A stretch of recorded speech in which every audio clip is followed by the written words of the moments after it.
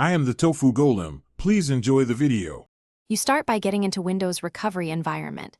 This is essential because automatic repair runs before the desktop.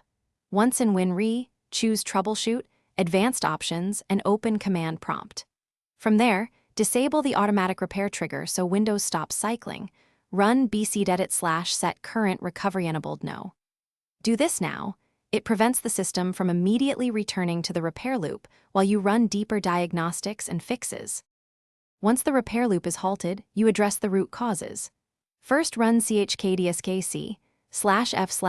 to repair file system errors and map bad sectors. This can take time.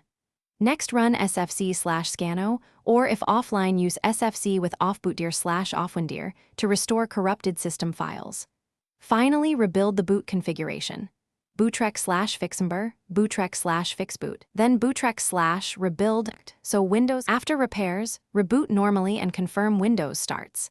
If it does, you can re-enable recovery with bcdedit/set current recovery enabled yes.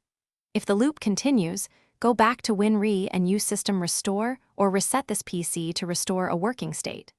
One key troubleshooting tip: always boot from recovery media to copy important files and run vendor disk diagnostics.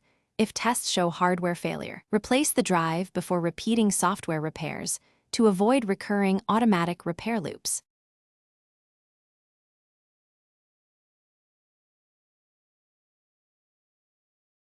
Thanks for watching. Consider subscribing if we helped you today.